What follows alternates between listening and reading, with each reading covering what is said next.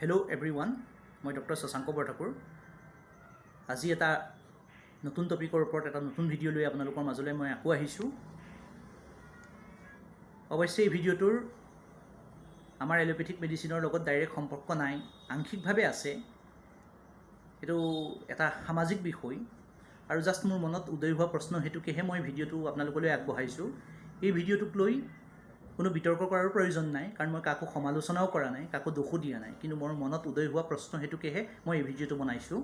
আৰু অনুগ্ৰহ কৰি আপোনালোকৰ মতামতবোৰো কমেণ্টত লিখিবলৈ মই অনুৰোধ কৰিছোঁ। আজি বোকাখাতত গড়ৰ খৰ্গ দহনৰ কাৰ্যসূচী অসম চৰকাৰৰ অধীনত চলি আছে।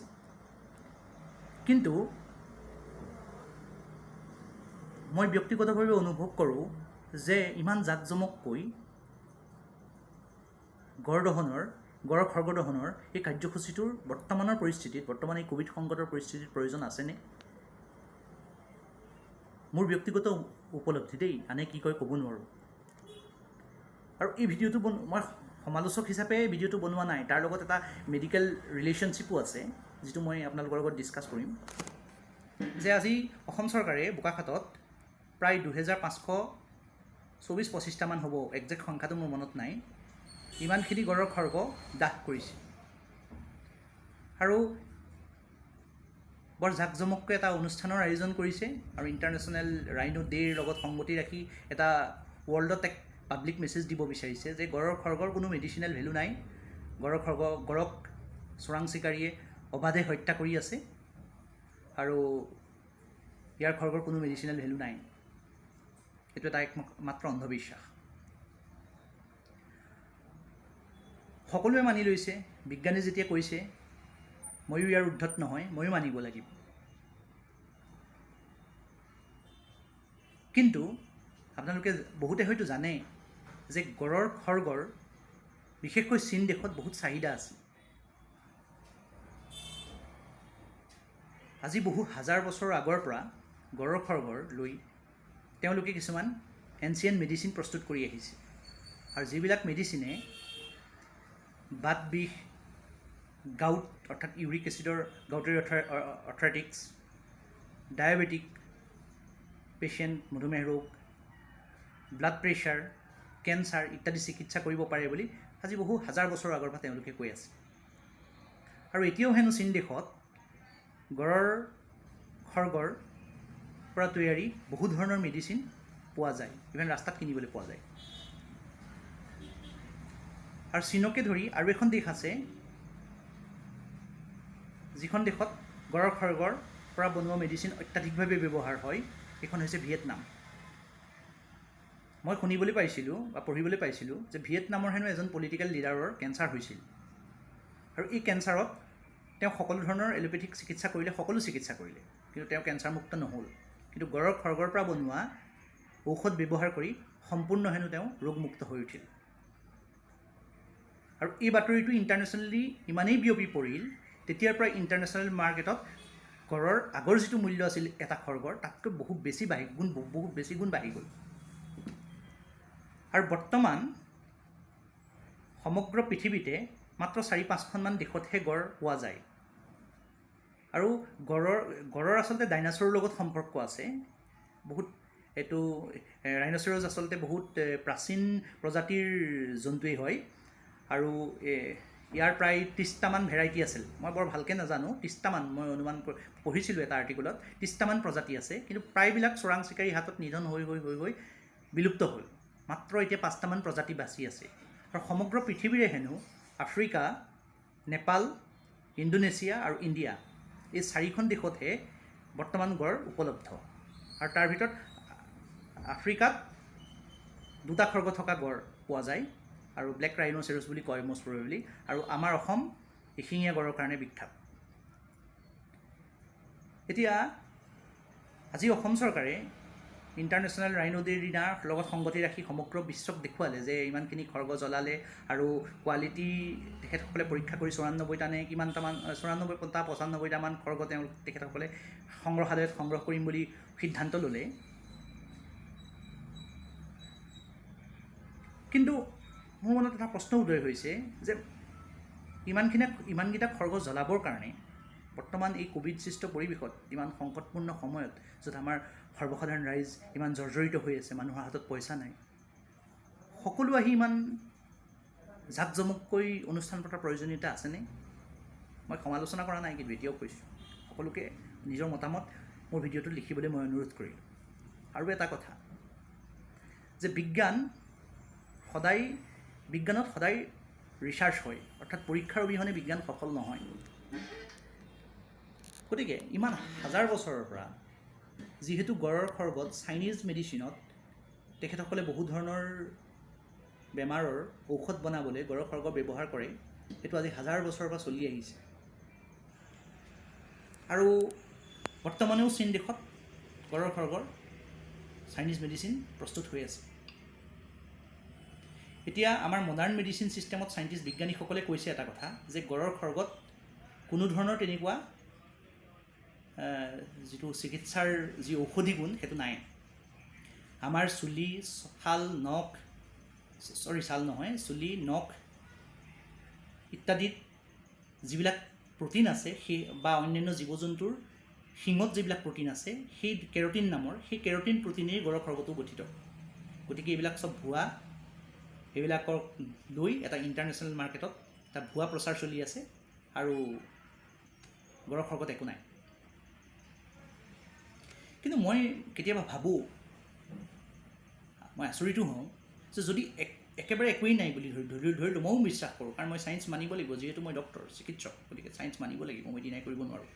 কিন্তু যদি প্ৰকৃতাৰ্থত একোৱেই নাই, তেতিয়াহ'লে এটা ভুৱা বস্তুক লৈ ইমান ইণ্টাৰনেশ্যনেলি কি ব্যৱসায় চলি আছে? আচলতে গড়ৰ খৰ্গ লৈ পেলাই কি কৰি থকা হৈছে? আৰু আপোনালোকে ভাবি আচৰিত হ'ব, হয়তো এটা খৰ্গৰ মূল্য বৰ্তমান ইণ্টাৰনেশ্যনেল মাৰ্কেটত ভাৰতীয় মুদ্ৰা মতে প্ৰায় 3 কোটি টকাতকৈও বেছি। অৰ্থাৎ এটা গড়ৰ খৰ্গ সোণতকৈও মূল্যৱান। গতিকে সোণতকৈও মূল্যৱান বস্তু এটা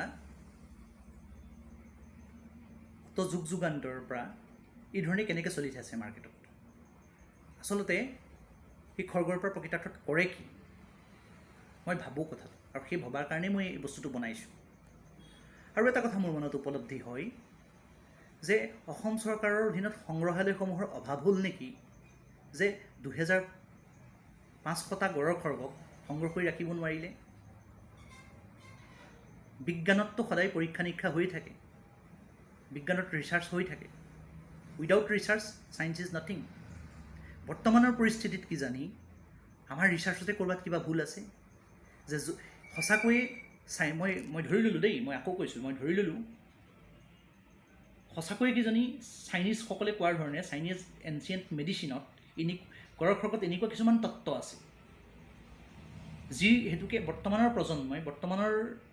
প্ৰজন্মই তাৰ ওপৰত এক্সটেনচিভলি ৰিচাৰ্চ কৰিব পৰা নাই, বা আমি মানৱ সভ্যতাই ঢুকি পোৱা নাই। যি সময়ত তেখেতসকলে কৈছিলে যে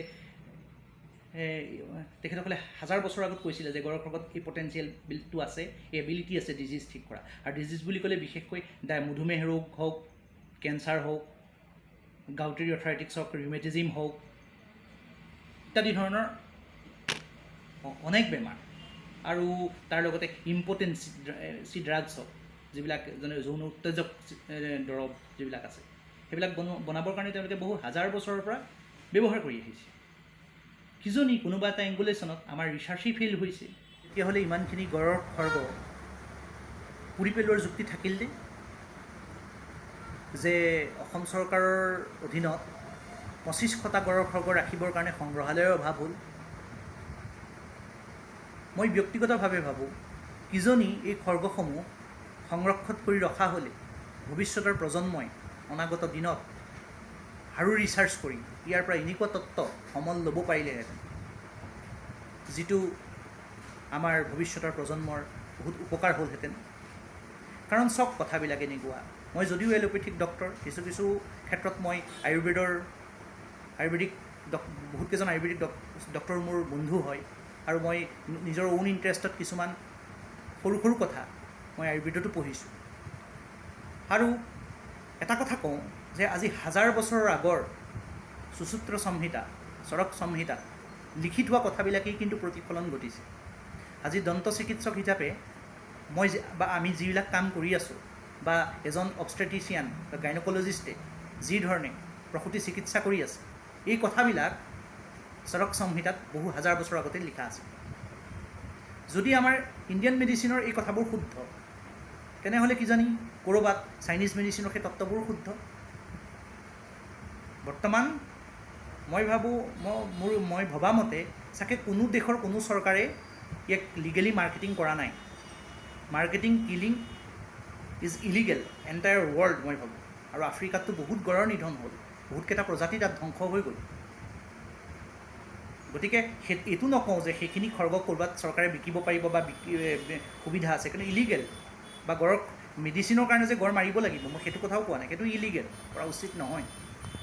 কিন্তু সেইখিনি চোৰাং চিকাৰীৰ পৰা উদ্ধাৰ কৰা বা যেতিয়া বয়স হৈ গড়বিলাক মৰিলে তাৰ পৰা পোৱা খৰ্গ, এই খৰ্গখিনি যদি সংগ্ৰহালয়ত সংগ্ৰহ কৰি থ'লেহেঁতেন, হয়তো কিজনী অনাগত দিনত ভৱিষ্যতৰ প্ৰজন্মই ৰিচাৰ্চ কৰি কিবা দুৰাৰোগ্য চিকিৎসাৰ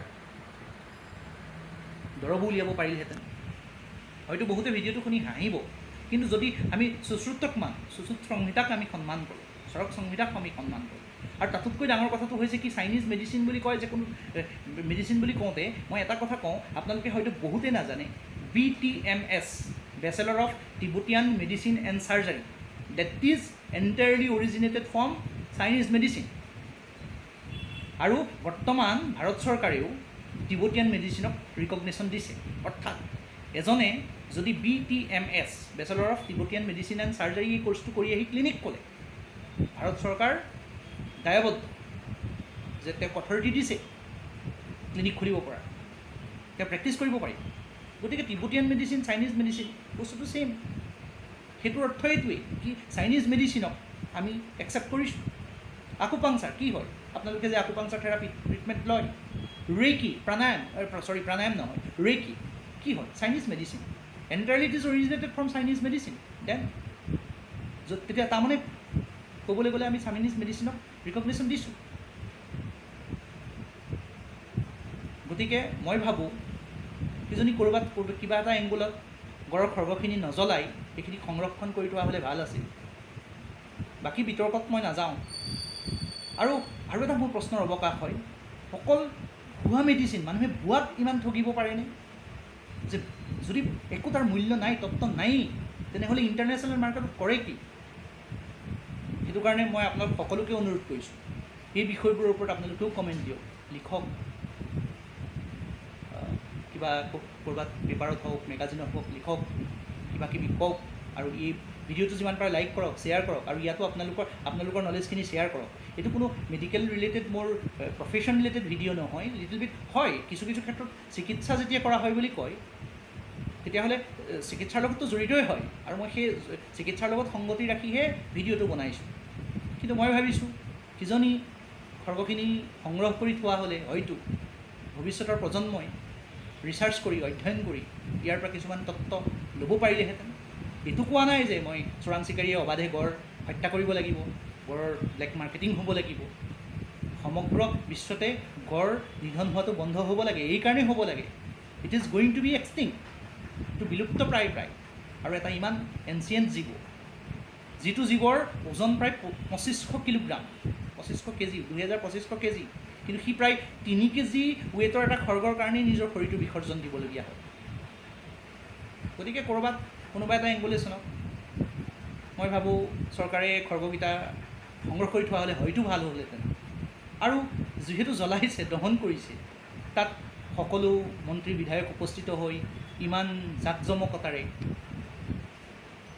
এই অনুষ্ঠান কৰি ৰাইজৰ কষ্টৰ ধন অপব্যয়ো কোনো ক্ষেত্ৰত হোৱা যেন লাগিছে, মোৰ ব্যক্তিগত অনুৰোধ। মই কিন্তু চৰকাৰকো দোষাৰোপ কৰা নাই। বাকী মতামত আপোনালোকৰ। অনুগ্ৰহ কৰি ভিডিঅ'টো ভাল লাগিলে শ্বেয়াৰ কৰিব, চেনেলটো ছাবস্ক্ৰাইব কৰিব। ধন্যবাদ।